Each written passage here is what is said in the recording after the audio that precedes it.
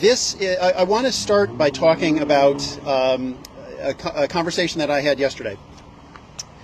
There is a group called Not Just Us that has had conversations around the state that they call End Hate Across the State. And Jeremy's spoken at 3 or 4 of these events. I've spoken at a couple. And they held an event yesterday in Danbury. And there were a number of speakers there speaking about groups that take in refugees, groups that deal with criminal justice issues, groups that deal with discrimination against Hispanics, groups that deal with discrimination against blacks. There were several trans speakers there. It is what it says it is. It's End Hate Across the State. And it was quite a gathering, and they asked me to speak. And I didn't realize until yesterday that the origin story of this group, Not Just Us, which is based out of Rocky Hill in Manchester, that the nucleus of that group started at Justice Southbury when Brian Donahue, who's the leader of Not Just Us, was here and met Wayne Winston. And as I think you know, one of the formal objectives of this group, Justice Southbury, is to coordinate with other like-minded groups across the state who are doing somewhat similar things, and so that we can help be a part of a larger movement, increase our footprint, and increase the impact of what we're trying to do here. So it was a wonderful event. Again, they asked me to speak about Justice Southbury. One of the things that always gets people about Justice Southbury is when you tell them how many consecutive weeks we've been here.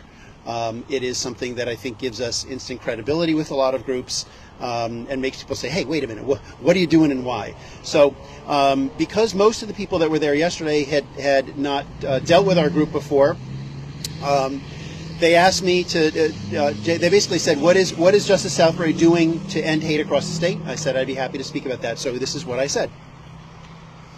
I want to tell you about a group of local social justice advocates called Justice Southbury, and how we hope we're doing our part to end hate across the state.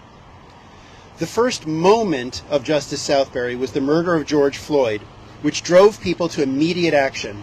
We showed up in May 2020 on the Sunday after his murder to rally, as did protesters across the country. We were deeply inspired by this quote from Martin Luther King Jr. Quote, "In the end, we will remember not the words of our enemies, but the silence of our friends." The silence of our friends. As a 60-ish, straight, white, cis, male, husband, father, lawyer in an upper income bracket, I had long been a friend, but a silent friend. 3.5 years ago, we realized that we couldn't just be there for a moment. Instead, we had to be part of a movement. So we kept showing up. And today is the 175th consecutive Sunday afternoon rally in this small Republican town of Southbury. Rain, snow, or shine, Justice Southbury is here to try to influence our community. Because our power is in our message is our power. And that is how we try to end hate across the state. The spark of this movement, as with the racial reckoning all over the country that summer of 2020, was rage over the murder of yet another black man. But we knew that we could not build something positive simply on a foundation of anger and hate. If we were going to try to end hate and accomplish something sustaining and productive, we needed to embody not just hatred of hate, but love in action. Dr. King said, quote, "Love is the only force capable of transforming an enemy into a friend," end quote. So we try to end hate across the state with a simple foundational message: love your neighbor. We are there as a means of communicating and advocating for a set of values that we believe in. Not everyone shares our values. As we've sharpened our focus both in our rally speeches and in our social media interactions, we've come to appreciate that there are 3 general groups of people watching and listening to Justice Southbury. And as we do our small part to end hate across the state, we try to speak to these 3 groups. First, there are the people I call the green lights, the yeses, those who mostly say yes to what we're doing and who will likely continue to support us as long as we remain focused on how to end hate by loving all of our neighbors. If you're here today, if you were here yesterday, you're probably a yes.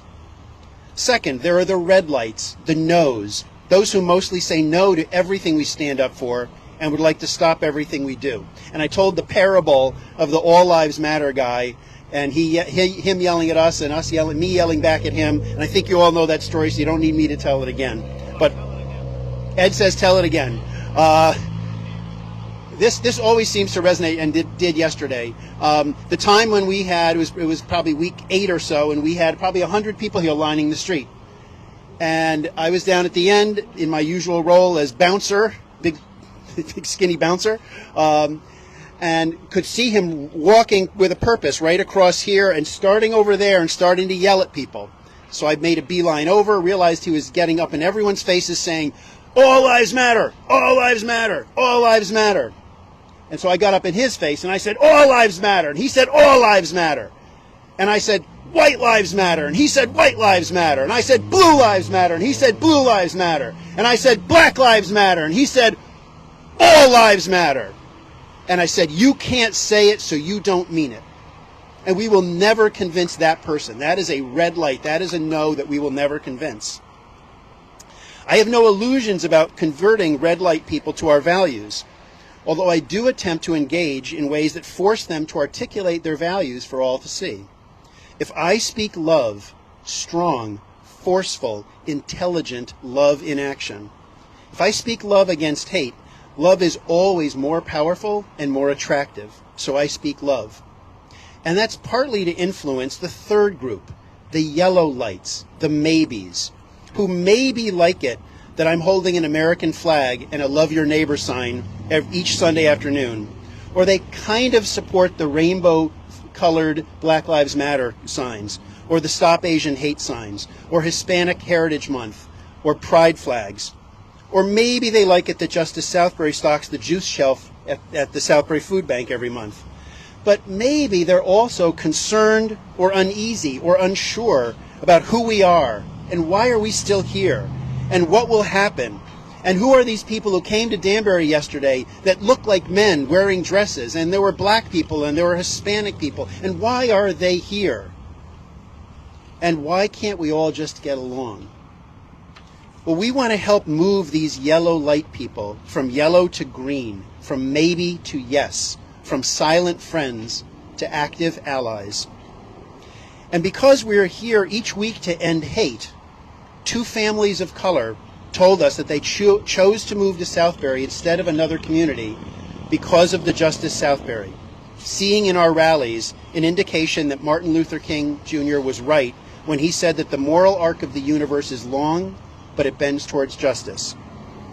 A mother told me privately that Justice Southbury is what makes her feel comfortable raising a biracial child in this town. Another mother told me the same thing about raising a transgender child here. Our mission is to cultivate an inclusive community where all are treated fairly and welcomed as equals. Our vision is a more fair and kind community for all.